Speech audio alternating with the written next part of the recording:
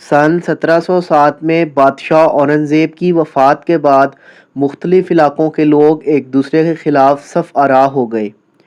Company نے فائدہ اٹھاتے ہوئے مقامی افراد پر مشتمل لاکھوں کی فوج تیار کی، جسے یورپ میں صنعتی انقلاب کی بدولت جنگی ٹیکنالوجی میں بھی برتری حاصل ہو گئی۔ یہ چھوٹی فوج مغلوں، مرہٹوں، سکھوں اور مقامی نوابوں کی پرانی ٹیکنالوجی سے مسلح بڑی فوجوں کو ایک ایک کر کے شکست دیتی گئی۔ مگر یاد رہے کہ ابھی مشکل سے 2 دہائیاں گزری ہوں گی کہ انگریزوں نے مغلوں سے چائلڈ وار کے اندر ایک عظیم شکست کھائی تھی، اور یہ وہ پہلا موقع تھا جب انگریزوں نے براہ راست مغلیہ سلطنت سے ٹکرانے کا فیصلہ کیا، اور یہ فیصلہ ان کے لیے بہت ہی خطرناک فیصلہ ثابت ہوا۔ مگر اب حالات یکسر بدل چکے تھے۔ 1756 میں نواب سراج الدولہ ہند کی امیر ترین نیم خود مختار ریاست بنگال کے حکمران بن گئے۔ مغل حکومت کو 50% آمدن اسی ریاست سے ہوتی تھی۔ بنگال ہندوستان ہی نہیں پوری دنیا میں ٹیکسٹائل اور جہاز سازی کا بہت بڑا مرکز تھا۔ علاقے کے لوگ ریشم، سوتی ملبوسات، پوٹاشیم نائٹریٹ اور زرعی و صنعتی سامان برآمد کر کے خوب کماتے تھے۔ کمپنی نے کلکتہ میں اپنے قلعوں کی توسیع شروع کر دی اور اپنی سپاہ کی تعداد بھی بڑھا دی۔ نواب نے کمپنی کو پیغام بھیجا کہ وہ اپنے دائرہ کار میں اضافہ نہ کریں۔ حکم عدولی پر نواب نے کلکتہ پر حملہ کر کے انگریزوں کے قلعے اپنے قبضے میں لے لیے۔ قیدی انگریزوں کو فورٹ ولیم کے تہہ خانے میں قید کر دیا گیا۔ ایسٹ انڈیا کمپنی نے نواب کی فوج کے ایک کماندار میر جعفر کو، جو حکمران بننے کی تمنا دل میں چھپائے ہوئے تھا، ساتھ ملا لیا۔ 23 جون 1757 کو پلاسی کے مقام پر کمپنی اور نواب کی فوج کے مابین مقابلہ ہوا۔ توپوں کی کثرت اور میر جعفر کی غداری کے باعث انگریز فتح یاب ہوئے اور میر جعفر کو تخت بنگال پر بٹھا دیا گیا۔ انگریز اب میر جعفر سے خراج وصول کرنے لگے۔ یوں ہند میں لوٹ مار کے دور کا آغاز ہو گیا۔ جب خزانہ خالی ہو گیا تو میر جعفر نے کمپنی سے پیچھا چھڑانے کے لیے کسی اور پارٹی کی فوج سے مدد لی۔ سن 1760 سے ایک سال قبل اور پھر سن 1764 میں فتح کے بعد کمپنی نے بنگال کا نظم و نسق سنبھال لیا، نت نئے ٹیکسوں کا بوجھ لادا۔ وہ بنگال کی اشیاء سستے داموں خرید کر بیرون ملک مہنگے داموں فروخت کرنے لگے۔ ایک نامور پاکستانی دانشور لکھتے ہیں کہ 18ویں صدی کے پہلے نصف میں، یعنی کہ in the first half of the 18th century، برطانوی تاجر برصغیر کے باشندوں سے چاندی کے سکوں کے عوض کپاس اور چاول خریدتے تھے۔ جنگ پلاسی کے بعد ایسٹ انڈیا کمپنی نے برصغیر سے مالیہ اور محصولات کے نظام کی مدد سے تجارت پر اجارہ داری قائم کر لی، یعنی کہ ایسٹ انڈیا کمپنی نے ٹریڈ کے اوپر مینوپلی کو قائم کر لیا۔ اور میں آپ کو بتاتا چلوں کہ یہ جو مناظر آپ دیکھ رہے ہیں یہ کالووال روڈ کے مناظر ہیں، اور ادھر اس وقت چاول وغیرہ جو ہے، یہ چک وغیرہ کے جو علاقے ہیں، ادھر چاول وغیرہ لگائے جا رہے ہیں۔ چاول کی جو فصل ہے وہ بس مکمل ہونے والی ہے، اس کو بعد میں پھر کاشت کیا جائے گا، اس کو ہارویسٹ کیا جائے گا۔ اور یہاں گنے کی بھی فصلیں تھیں، یعنی کہ شوگر کین کی بھی فصلیں تھیں، کیونکہ گنے کی جو فصل ہے وہ تقریباً 3 سال تک رہتی ہے۔ تو یہاں آس پاس چاول وغیرہ کی فصل لگی ہوئی تھی۔ میں نے کہا کہ ویڈیو کے اندر اس کا ذکر آ گیا ہے کیونکہ ہم تاریخی حوالے سے بات کر رہے ہیں، تو مجھے ساتھ اس بات کا ذکر بھی کر دینا چاہیے۔ یہی پنجاب کی وہ زرخیز سرزمین ہے جس سے انگریز سرکار نے فائدہ اٹھایا۔ ہاں، ہمیں یہ کہنا پڑے گا کہ جب وہ پنجاب میں آئے، ابھی ہم پنجاب کی بات کر رہے ہیں، تو انہوں نے یہاں کچھ ترقیاتی کام بھی کیے، جیسے کینال اریگیشن کا منصوبہ متعارف کرایا، اس کے بعد یہ سارے چک وغیرہ آباد ہوئے۔ لیکن ایک اور حیرت انگیز بات میں چکوں وغیرہ کے بارے میں بتاتا ہوں کہ اگر آپ ادھر جو سڑک کے سائڈ پہ جو مکان وغیرہ ہیں، جو سڑک کے بالکل ساتھ مکانات لوگوں کے نظر آتے ہیں، اور دکانیں وغیرہ نظر آتی ہیں، سارے ٹیڑھے بنائے گئے ہیں، گلیاں بھی بس بالکل ٹیڑھی ہیں. تو اس کا مطلب ہے جب الاٹمنٹ ہوئی تھی تو کچھ علاقے اس طرح کے پھر ٹیڑھے بھی رہ گئے تھے، مطلب وہ بالکل ہی سیدھے نہیں ہیں. بالکل اگر آپ سڑک سے اس طرف سے سڑک سے گزر رہے ہیں آپ، جس طرح میں آپ کو مناظر دکھا رہا ہوں، تو یہ مکانات وغیرہ، بہت سی دکانیں وغیرہ یہ بالکل ٹیڑھی نظر آتی ہیں. ٹھیک ہے، اب جو نئی بنی ہے ہو سکتا ہے وہ سیدھی بنائی ہو، جیسے بعض کچھ سیدھی لگ بھی رہی ہیں، سیدھی بنائی ہوئی ہیں. لیکن جو بعض پرانے مکان وغیرہ ہیں یا کچھ سال پرانی جو عمارتیں وغیرہ بالکل ایسے ٹیڑھی سی بنی ہوئی ہیں. بہرحال اس کی مجھے صحیح وجہ نہیں پتا، ممکن ہے الاٹمنٹ کے وقت ایسا ہوا ہو. ہم نے تو خیر اپنی ویڈیو میں پڑھا تھا کہ یہاں جو گلیاں وغیرہ تھی وہ بالکل سیدھی بنائی گئی تھی، لیکن اس کی بھی کوئی وجہ ہو سکتی ہے. ہو سکتا ہے کہ ٹیڑھی بھی ہوں، بعض ٹیڑھی رہ گئی ہوں، سیدھی نہ بنائی گئی ہوں.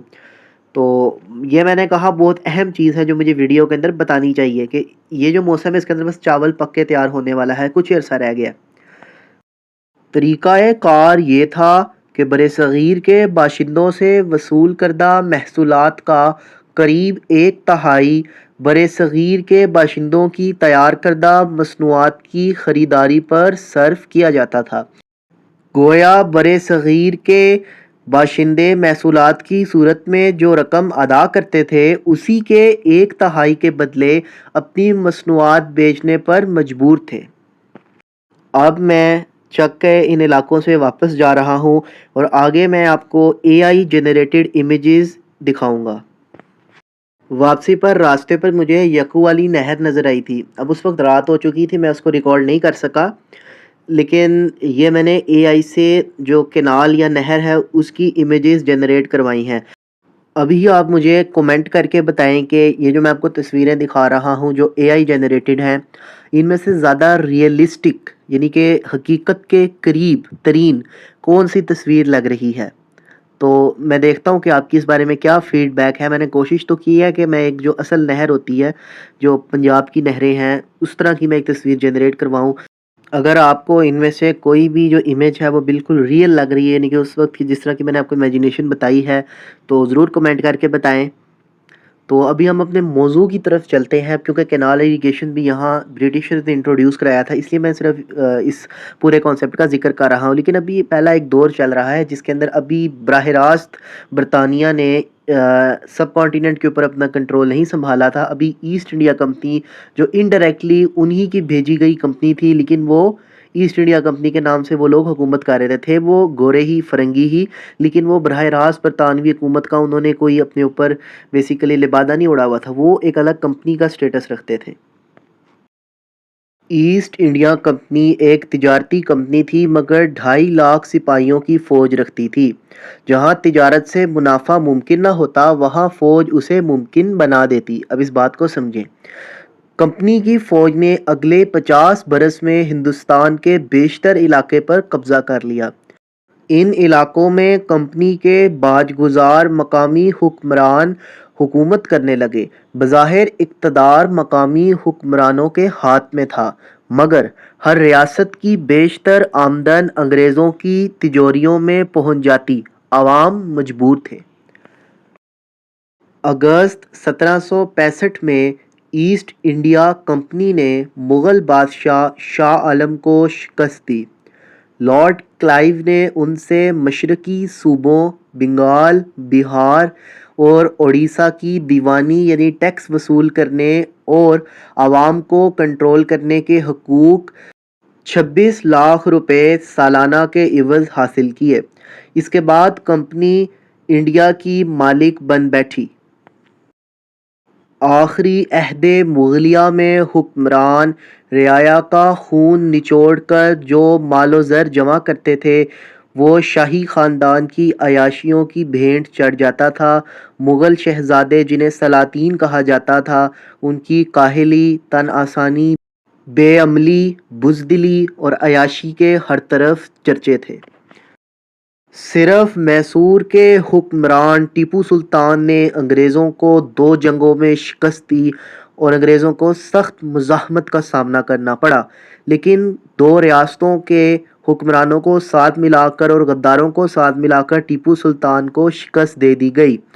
اور 1799 میں جب اس کی لاش سرنگا پٹم میں پڑی ہوئی دیکھی تو انگریزوں کے ایک جنرل نے کہا کہ اب برصغیر ہمارا ہے. اس کے بعد بھی کچھ حکومتیں قائم ہوئیں، کچھ اہم حکومتیں بھی تھیں، لیکن وہ بھی زیادہ دیر تک آزاد نہ رہ سکی، اور ان کے اندر بھی جو ہی ان کا اتحاد ٹوٹا تو انگریزوں نے ان کے اوپر بھی قبضہ کرنا شروع کر دیا۔ ان کے اندر ایک اہم نام رنجیت سنگھ کی امپائر کا بھی تھا۔ اس کے بعد اب برِ صغیر میں لوکل نوابوں کی حکومتیں رہ گئیں اور پرنسلی سٹیٹس رہ گئیں۔ ان کو یہ پرنسلی سٹیٹس کا نام انگریزوں نے ہی دیا تھا، یعنی کہ شاہی ریاستیں، تاکہ وہ ان کو اپنے انڈر کر سکیں۔